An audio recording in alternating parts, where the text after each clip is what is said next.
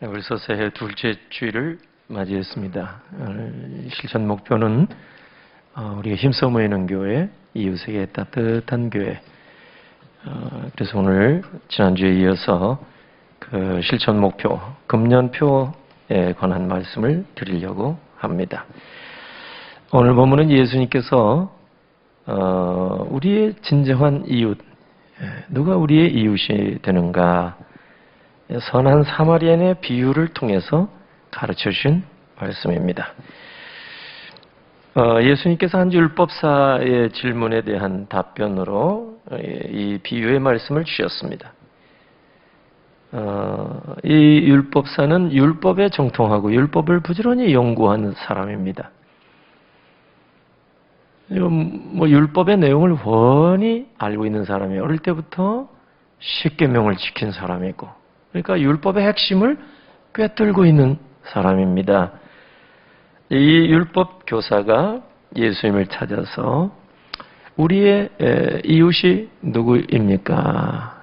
예수님은 이 비유로 가르쳐 주시는데, 어떤 사람이 예루살렘에서 여리고로 내려가다 강도를 만났습니다.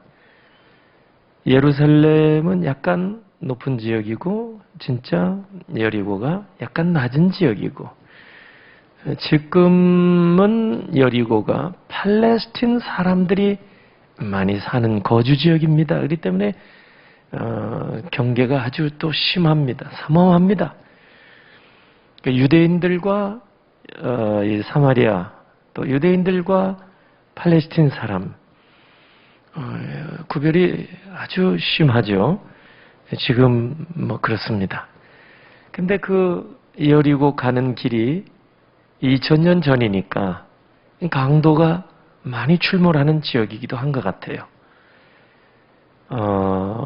이렇게 이제 지금도 차 타고 내려가다 보면은 약간 이제 언덕도 있고, 그러니까 강도가 나타나서 이제 사람 물건도 빼앗고 이렇게 해칠 그 아주 적합한, 강도가 볼 때는 좀 적합한 장소가 아닌가 이런 생각하는데, 예수님은 이제 비유지만은 그렇게 이제 말씀하셨어요.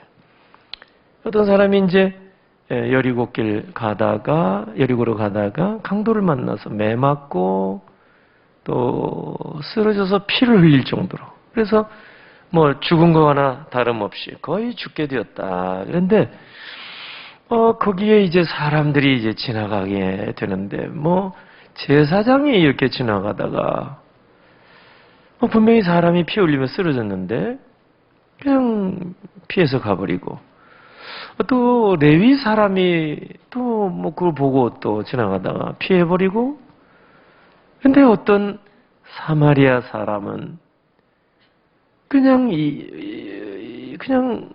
지나치지 아니하고, 그 강도 만난 자를 이렇게 들여다보고 응급 처치해주고 주막으로까지 싣고 가서, 그리고 비용을 자기가 다 부담하고 끝까지 살펴보고 도와줬다. 그래서 36절 보면 예수님이 율법 교사에게 말씀하시기를, 네 생각에는 이 세 사람 중에 누가 강도 만난 자의 이웃이 되겠느냐? 그러니까 37절에 보면 율법 교사가 대답하기를 이르되 자비를 베푼 자니이다. 이래 예수님께 대답하니까, 예수님이 그 율법 교사에게 말씀하시기를 너도 가서 이와 같이 하라. 그게 무슨 얘기겠어요? 자비를 베풀어라. 그러면 너가 지금 율법에 정통하고 하나님 말씀 모를 리가 없고, 교리에 정통하고 이단 사설을 배격하고 철저하게 하나님 말씀대로 살아온 자, 예수님이 인정하신 거예요. 그러나 더 중요한 게 있는데, 네가 미처 생각하지 못한 게 있는데, 그게 뭐냐? 자비를 베풀어라. 자비를. 그런 사람이 진정한 이웃이 되는 법이다. 예수님 말씀입니다. 제사장은 아마 나름대로 다쳐서 이렇게 엎어져 있는 거의 그반 죽은 자와 방불한 그런 강도 만난 자를 왜 도와주지 않고 지나갔을까? 이유가 있을 거예요. 제사장은 주야로 제사일에 열심히 하는 사람입니다. 율법에 따르면 부정한 것을 만지면 거룩한 성전에 들어갈 수가 없어요. 부정한 사체, 사람의 시체, 이거는 더더욱이 손댈 수가 없다. 이게 율법이거든요. 이제 그거 생각해서 그런지 모르겠어요. 아니면 척 보고 사마리아 사람, 이거 보면 구별이 돼요. 그러니까 유대인들이 볼 때 원수같이 생각한, 사람 취급하지 않는, 사람 취급하지 않으니까 짐승 취급이죠. 뭐. 그런 사마리아, 그런 사람. 근데 사실은 강도 만난 사람이 사마리아 사람인지 그건 잘 모르겠어요. 아무튼 이 제사장은 나름대로 자기 이제 명분이 있을 거예요. 그래서 강도 만난 사람 거들떠보지 아니하고 그냥 지나쳤어요. 레위 사람도 마찬가지. 레위인도 제사장을 도와서 항상 제사일에 이렇게 섬기는 사람입니다. 그러니까 레위 사람도 항상 몸을 정결하게 하고 이제 짐승이든 사람이든 사체를 이렇게 가까이에서도 안 되는 거예요. 뭐 그거를 생각하고 아마도 틀림없이 레위인은 강도 만난 사람 엎어져 있어도 지나친 것이 아닌가. 자세히는 우리가 본문이 더 이상 얘기하지도 아니하고 예수님이 이건 비유로 말씀하셨기 때문에 여기에 뭐 집중적으로 해석할 필요가 없어요. 비유는 그 결론, 그 이야기를 통해서 우리에게 핵심적으로 가르쳐 주시는 그런 메시지를 우리가 들으면 돼요. 비유는 그렇게 해석을 하는 겁니다. 그런데 사마리아 사람이 유대인들이 볼 때는 짐승 취급하는 그런 사람이 지나가다가 이 강도 만난 자를 발견하고 가까이 가서 상처를 싸매주고, 이 포도주를 부었다는 것은 알코올 성분이 있으니까 기초적인 응급처치를 해준 거예요.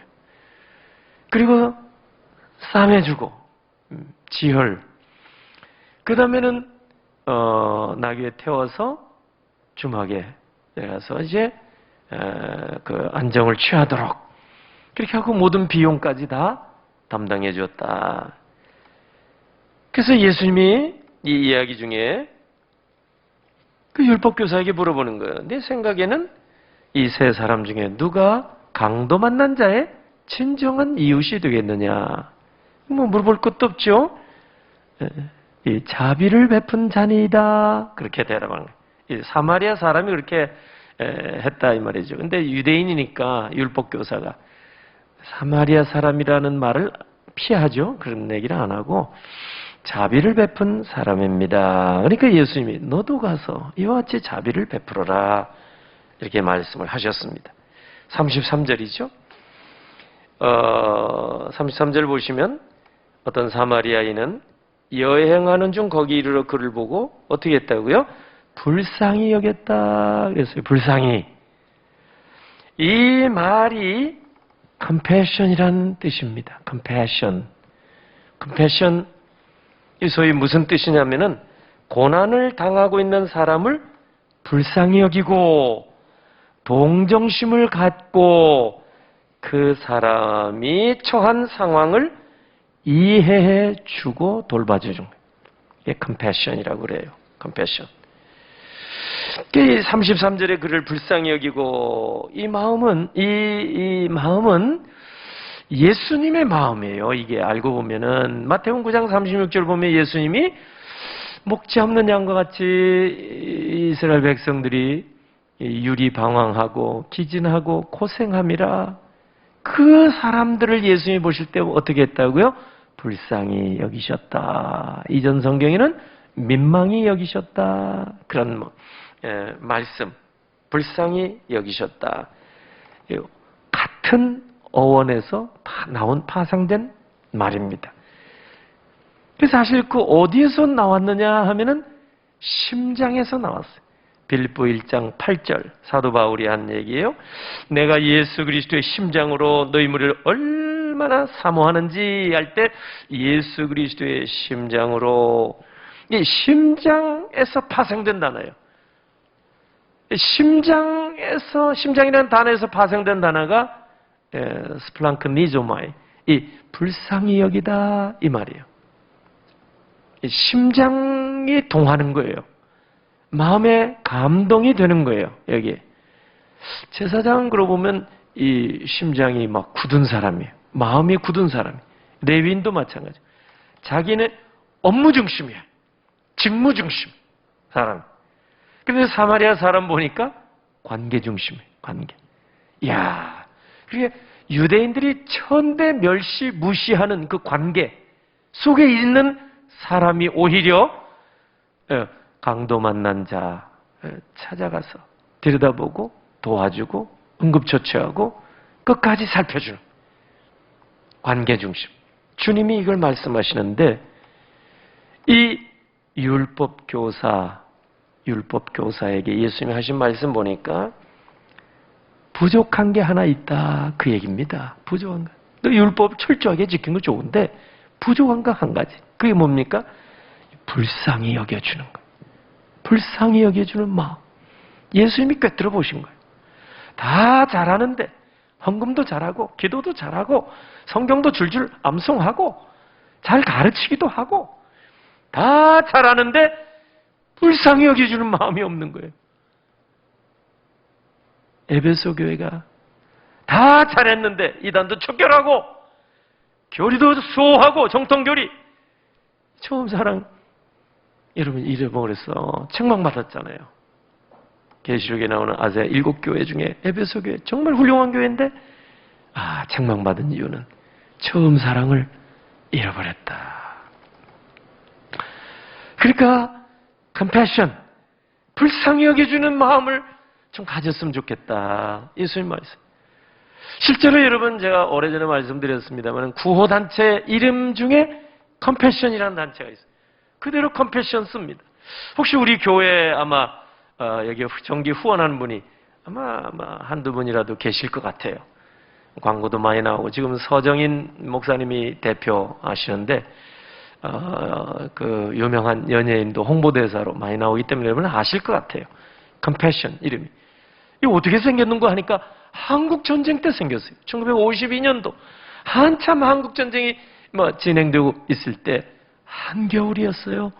에버렛 스완슨 목사님이 미국 목사님이 한국의 이 어려운 가운데 있는 이 백성 선교하기 위해서 나와서 이렇게 계셨는데 추운 겨울 새벽에 이렇게 이동 중에 이렇게 보니까 인부들이 나와서 추락에 무슨 짐을 상차하는 거예요. 짐을 실는 거예요. 멀리서 보니까 새벽 예배 가물가물하고 짐을 이렇게 막 꾸려가지고 막 던져서 차에 추락에 실는데 가까이에서 보니까 그냥 예사짐이 아니에요. 사람이 그때는 전쟁통에도 많이 죽지만요. 한겨울에 동사한 사람이 그렇게 많았어요.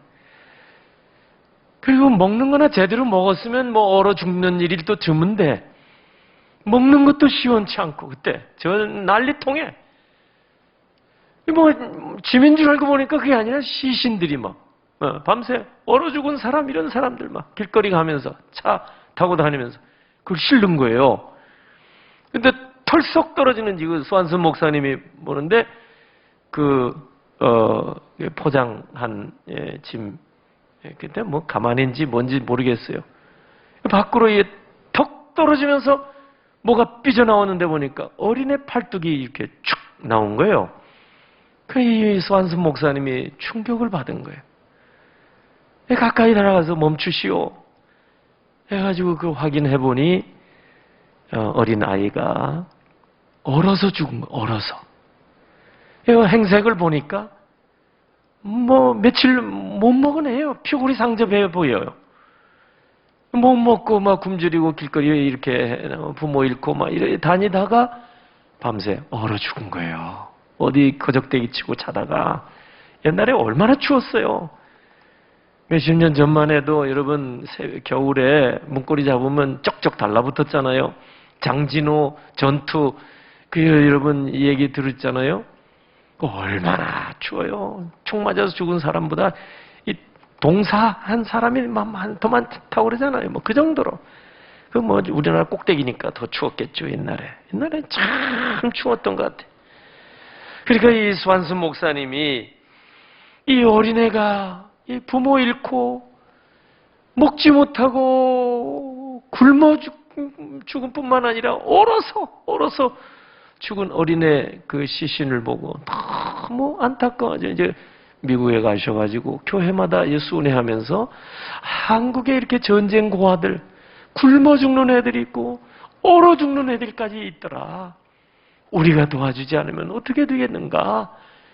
그래서 호소해서 기금이 마련돼 가지고요 시작된 구호 단체가 컴패션입니다. 지금 70년 됐어요. 올해만 70년이 됐죠. 지금은요 우리나라는 이제 굶어 죽는 사람이 거의 없잖아요. 그러니까 이 컴패션 단체가 이 눈을 동남아시아, 아프리카 정말 이제 굶어 죽는 사람이 지금도 있으니까 그동안에 오랜 동안 이 사역을 해외로 확대해서 현재 25개국에 210만 명 이상의 어린아이들을 돌보고 있다는 거예요. 제가 어제 홈페이지 들어가서 확인을 했어요.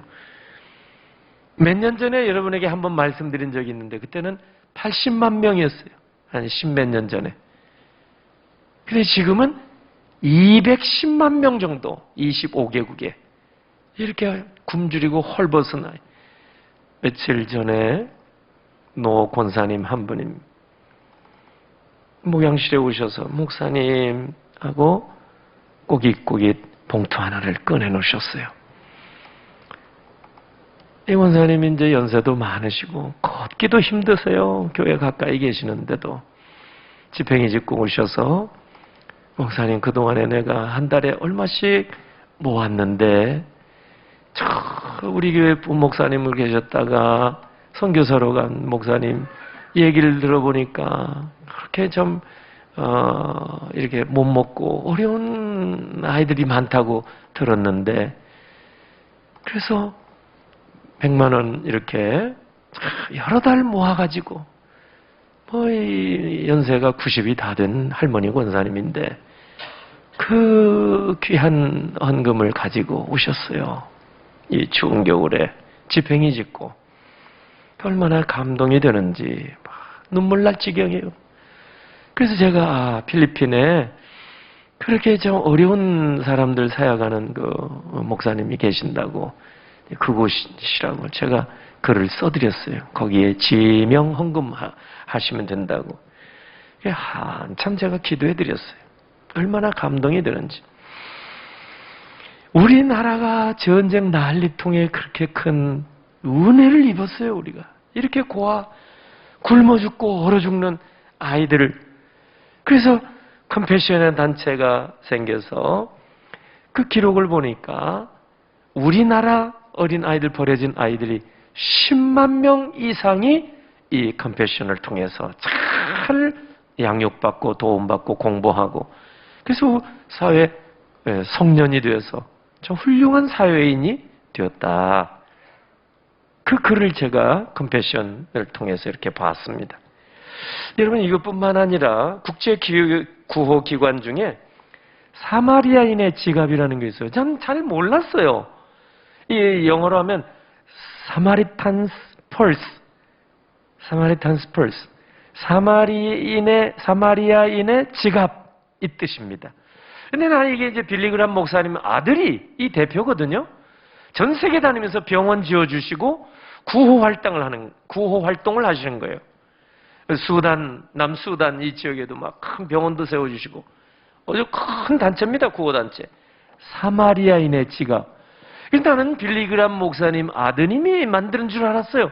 그게 아니더라고요. 찾아보니까 이 사마리탄 스펄스 이 구호 기관은 밥 피어스 선교사님이 우리 지금 한국에 평택대학교가 있어요. 그게 옛날에는 피어슨 신학교예요. 이 밥 피어슨 선교사님 이름 따가지고 그 설립자예요. 생긴 학교가 피어슨 신학교, 지금 평택대학교. 그 피어스 선교사님이 한국 전쟁 이후에 비참하게 살아가는 어린 아이들을 이제 특별히 거제도 포로 수용소에, 어른도 힘든데 애들은 얼마나 힘들어요. 이 아이들을 방문하시고 충격을 받고 그분이 하나님 앞에 어떻게 기도했냐면, 하나님이 아파하시는 것을 나도 아파하게 하옵소서. 하나님이 안타깝게 여기는 것을 나도 안타깝게 여기는 마음을 주옵소서. 메모를 하셨어요. 기도. 그리고는 그분이 시작하신 사역이 사마리아인의 지갑입니다. 1978년도에 이 피어스 선교사님이 소천하셨어요. 1978년. 그 이후에 이 빌리그람 목사님 아들이 이 사역을 물려받은 거예요. 사실 우리나라에서 시작된 거더라고요. 사마리아인의 지갑, 이 국제 이 구호 기관도. 사실 우리가 이렇게 어려운 거예요. 서양 선교사님이 올 때 가난에 찌들고 헐벗고 굶주린 이 나라. 우리가 그런 어려움에서 다 극복됐잖아요. 그리고 우리도 가서 내 이웃에게 너도 이와 같이 자비를 베풀어라. 오늘 예수님이 율법교사에게 하신 말씀.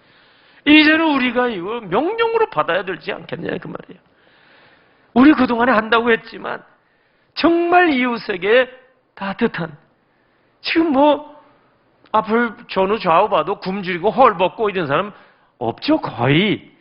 그러나 여러분, 물질만이 아니라 지금 보면 사단 마귀에게 강도당한 것처럼 이 민족 자체가, 우리 이웃이 여러분 여러 가지로 막 뺏기고, 건강도 뺏기고 물질도 뺏기고, 특별히 코로나 2년을 지나오면서 우리가 여러 가지로 놓치고 잃어버리고 빼앗긴 게 얼마나 많아요. 알고 보면. 뿐만 아니라 영적으로도 사단 마귀가 우리에게서 좋은 처음 사랑도 뺏어가 버리고, 처음 열심도 뺏어가 버리고, 모이는 일도 뺏어가 버리고, 하나님 앞에 헌신 충성도 뺏어가 버리고, 나만 홀로 남았나이다, 이런 지금 입장이 아니겠어요? 그래서 이런 가운데에 우리가 이제는 모이기를 힘써야 되고, 또 정말 영적으로 도탄에 빠진 우리 이웃에게 따뜻한 교회가 되지 않으면 안 되겠다. 하나님의 강권으로 금년에 이렇게 우리 교회표, 실천 목표가 나오게 된 겁니다. 여러분, 우리 교회 25인승 탑승하신 분들은 탑승할 때마다 이렇게 보시고, 탑승하는 문 있는 쪽에는 글자를 안 써놓고 반대편에 써서 잘 못 보신 분이 계실지 모르겠습니다만은, 이 우리 교회 25인승 버스가 지나갈 때마다 옆구리를 보면은 글이 하나 써 있습니다. 우리 비전교회 뭐라고 써 있는지 여러분 보신 분이 계신지 모르겠어요. 여러분에게 가까운 이웃 비전교회 이렇게 써놨어요. 오래전부터 난 그런 마음이 있었어요. 교회가 우리 주변 사람들, 아니 정말 영적으로 도탄에 빠지고 영적으로 굶주리고 생명의 말씀을 받지 못하고 먹지 못하고 영적으로 파리한 소와 같이 그런 말라가는 그런 사람들에게 여러분 따뜻한 교회, 이웃에게 가까이 있는 교회, 마음만 먹으면 언제나 문 열고 다가올 수 있는 교회, 어머니의 고향 같은 그런 교회, 어머니의 품과 같은 교회, 하나님의 넓은 가슴이 있는, 그리스도의 넓은 가슴이 있는 그런 교회가 됐으면 좋겠다 해서 버스에도 그런 구절을 새겨놓은 거예요. 마그네틱 해가지고 붙이고 다녀요 지금. 얼마나 그 글을 또 읽고 사람들이 좀 은혜를 받는지는 모르겠습니다만, 여러분 이것은 구약에도 보니까 하나님의 명령이자 축복이고 축복이자 명령입니다. 시편 37편 25절 내가 어려서부터 늙기까지 의인이 버림을 당하거나 그의 자손이 걸시감을 보지 못하였도다. 하나님의 정말 복된 말씀이에요. 예. 이렇게 자비를 베풀고 긍휼을 베풀고 도와주고 섬기고 구제하고 이런 사람을 성경은요 의인이라 이렇게 말씀하세요. 우리 사회에서도 옛날에 이수연 청년, 지금은 살았으면 청년은 아니겠지만 고대생, 그죠? 그 학생이 청년이 일본 가서 지하철 이렇게 죽을 위기에 있는 사람 건져주고 그 이수연 청년은 거기서 아깝게 죽고 말았잖아요. 그래서 온통 일본에서도 안타까운 마음으로 우리나라에서도 그를 의인이라 이렇게 말했잖아요. 의로운 사람. 우리나라에서도 의사자라는 그런 게 있어요. 정말 이웃을 위해서 정말 목숨을 아낌없이 그렇게 해서 선한 일에 열심한 사람. 예, 그런 사람 의사자 이렇게 우리나라에서도 대우를 해주기도 합니다. 그런 사람 성경의 37편 시편 26절에 그는 종일토록 은혜를 베풀고 꾸어주니 그의 자손이 복을 받는도다. 하나님은 자손들의 그런 사람의 자손에게까지 복된 약속을 주고 계시는 거예요. 구약시대는 고아와 과부를 돌보는 사람이 의인이었어요. 의인이라고 말했습니다. 오늘날에도 약한 자를 돕는 사람이 의인입니다. 의인. 원래 의인이라 할 때는 바울의 서신에 보면은 예수 그리스도의 피로 말미암아 죄 사함을 받고 하나님의 자녀가 되는 사람이 의인이에요. 의롭다함을 받은 사람이에요. 그러나 예수님 하나님의 자비와 긍휼에 풍성하시고 또 선하시고 인자하신 하나님의 관점에서 보면은 이렇게 돕는 손길을 베풀어주고 이웃을 잘 섬기고 이런 사람들이 의인이라. 그 의인의 후손에게까지 하나님은 축복을 아끼지 않겠다 약속해 주신 것입니다. 오늘 여기 본문에 들어와서 주님은 너도 가서 이와 같이 하라. 예수님이 율법사에게 당부하신 말씀입니다. 예수님은 이웃을 내 몸과 같이 사랑하라 이렇게 가르쳐 주셨습니다. 근데 그 말씀을 우리가 생각해 보면은 이웃은 또 다른 나의 몸이라는 생각을 갖게 해 주십니다. 내 몸만이 아니라 이웃도 연장선상에서 내 몸이라 이 말이에요. 그러니까 예수님이 내 이웃을 네 몸과 같이 사랑하라 그런 말씀하신 거예요. 왜? 이웃도 또 다른 너의 몸이라 그 말이에요. 이건 네 몸이랑 마찬가지니까 서랑 동일하게 그런 뜻입니다. 그렇게까지 예수님은 우리 혼자만 이 세상에서 잘 먹고 잘 사는 것은 그것은 안 된다 가르쳐 주신 거예요. 이 율법사에게 예수님께서 이것을 가르쳐 주셔서 강도 만난 자 이웃이 누구에 되겠는가? 자비를 베푼 사람. 오늘날 우리 주변에 보면 정말 우리 나라도 이웃 나라에게 강도 당한 적이 있잖아요. 우리 부모 세대에도 강도를 많이 당했단 말이에요. 많이 뺏기고. 오늘 우리도 코로나뿐만 아니라 빼앗긴 게 너무 많아요. 탄식하고 있어요. 이따가 부를 찬송에도 나오지만. 그러나 교회에는 긍휼이 항상 넘쳐야 돼요. 긍휼. 자비가 넘쳐. 왜? 하나님 아버지가 모든 자비와 긍휼의 아버지라고 그랬어요. 하나님께서는. 그러니까 자녀된 우리들도 고린도후서 1장 3절에 나오는데 하나님은 자비의 아버지. 그 자녀된 우리도 자비와 긍휼의 풍성함이 있어요. 그러니까 교회도 항상 이 긍휼이 넘쳐야 돼요. 가정에도 막 긍휼이 넘쳐야 돼요. 그래야 미움과 시기와 질투와 다툼이 사라지고 갈등이 사라지는 거예요. 오늘 우리 사회가 막 도끼 들고 층간소음 계속 이 위층에 올라가서 막 문턱을 찍어버리고 도끼 들고 세상에. 그래가지고 살인사건까지 났잖아요. 지금은 뉴스에도 잘 안 나와요. 너무 많이 일어나는 사건이. 예전에는 집, 아파트도 많이 없을 때는 이런 일이 별로 없어요. 옛날에는 자동차가 별로 없을 때는요, 주차 문제로 시비의 다툼 없었어요. 지금 얼마나 우리 사회가 이게 많은지 몰라요. 스트레스 이게 다. 이런 세상에서 예수님이 이렇게 가르쳐 주는데 자비를 베풀어라. 나만 손해보는 거 아닙니까? 절대 그런 생각, 피해의식 갖지 마세요. 전능하신 하나님이 책임져 주시기로 자손 때까지 보장해 주시겠다고 약속을 해 놓으셨어요. 다른 거 몰라도 자비와 긍휼의 아버지께서 자비를 베풀면 그렇게 약속해 놓으시고, 또 여러분 요한 1서 야고보 2장 13절, 요한이 아니라 야고보 2장 13절 보면 긍휼을 행하지 아니하는 자에게는 긍휼 없는 심판이 있으리라. 긍휼은 심판을 이기고 자랑하느니라. 할렐루야. 이 우리의 가정 안에서도요, 긍휼의 마음으로 가족을 대하면 싸울 일이 별로 없어요. 한참 싸우다가도 불쌍한 마음이 그렇게 생기게 되면, 안쓰러운 마음이 생기면 자식이 왼수, 남편이 왼수, 막 그런 얘기가 얼마나 많아요. 근데 우리 가족을 위해서 밤잠 안 자고 저렇게 일하고 9시에 퇴근하고 불쌍한 마음이 생기면 미울 일이 뭐가 있어요.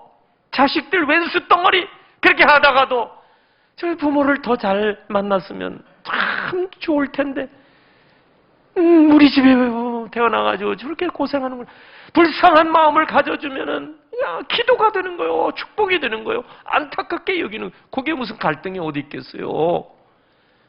시어머니가 며느리에게, 며느리가 시어머니에게 불쌍한 마음으로 오죽 했으면 나에게 저런 말씀하실까. 불쌍히 여기라고 말이에요. 오늘 나도 이게 말은 하지만, 설교는 하지만 이게 실제는 쉽지 않아요. 네. 그래서 함께 노력하는 거예요. 함께 말씀대로 우리가 새해니까 결단해 보는 거예요. 특별히 교회가 조금 손해보고 살도록. 아니 나도 그냥 화가 날 때도 많아요. 네. 우리 교회 일을 하다 보니까 이웃과의 관계 이렇게 법대로 이렇게 하고 그럴 생각이 굴뚝 같고 그럴 때도 많아요. 그러나 항상 결론은 어디로 가야 되겠어요? 우리가 긍휼을 베풀어 주는 쪽으로. 그래서 다툼도, 미움도, 시기도, 질투도, 갈등도 우리가 긍휼을 갖고 있는 한 다 떠나게 될 줄로 믿습니다. 오늘 이 아침에 예수님께서 가르쳐 준 이 말씀을 우리가 마음 가운데 잘 간직하셔서 참 갈수록 험한 이 세상 속에서 자비와 긍휼에 풍성하신 하나님의 자녀의 모습을, 아버지를 닮은 모습으로 우리도 조금씩 긍휼의 사람으로 이렇게 변화되어서 따뜻한 마음으로, 가족도 교우도 이웃도 따뜻한 마음으로, 얼마나 살벌해요. 냉혹하고 현실이 따뜻한 마음으로. 그래서 저도 항상 체온이 떨어지니까 뜨신 물 마시고, 식당에 가서도 항상 뜨신 물 마시고, 마찬가지로 세상이 이렇게 식어져 가고 있을 때 우리는 뜨끈뜨끈한 뜨거운 하나님의 말씀을 섭취하고 받고, 또 성령의 충만한 뜨거운 그런 생수와 같은 성령 충만한 은혜를 받아서 이 험한 세상, 냉혹한 현실 속에서 따뜻한 그런 하나님의 자녀의 삶을 살아가는 우리 비전가족 여러분 다 되시기를 예수님의 이름으로 축복합니다. 아멘. 기도합니다. 하나님 아버지, 고맙고 감사합니다. 새해 들어 벌써 둘째 줄 맞아요. 하나님 앞에 영광 올릴 때 오늘 귀한 말씀 마음에 담습니다.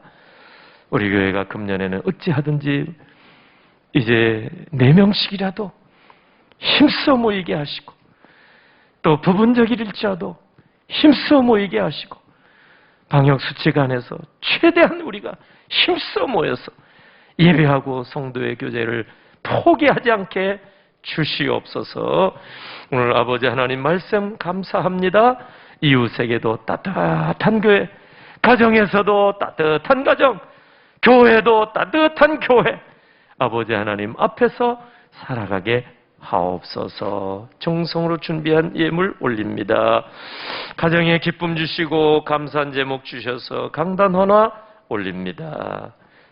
또 자녀 주심 감사하여 이렇게 강단 헌화 올립니다. 두 가정 헌신과 하나님 앞에 영광 올림을 받으시고 우리 하나님께서 가정 크신 은혜와 또 복된 은총을 허락해 주옵소서. 다음 세대를 향한 건축 예물들, 또 아버지 하나님 앞에 약속 믿고 드리는 10의 1조 예물, 현장에서 온라인에서 드리는 모든 예물을 우리 하나님 받으시고 손길들마다 풍성한 복으로 채워 주옵소서. 우리 곽배돈 집사님 모친 또 이제 천국에 보내드리고 슬픔 속에 있사오니 위로해 주시고 모든 장래일이 잘 마치게 하옵소서. 오늘 아버지 하나님 또 주 앞에 나와서 예배할 때 마음에 품은 모든 간절한 소원도 주 앞에 하릴 때 꼭 응답하여 주옵소서. 축복하옵고 예수님의 이름으로 기도하옵나이다. 아멘.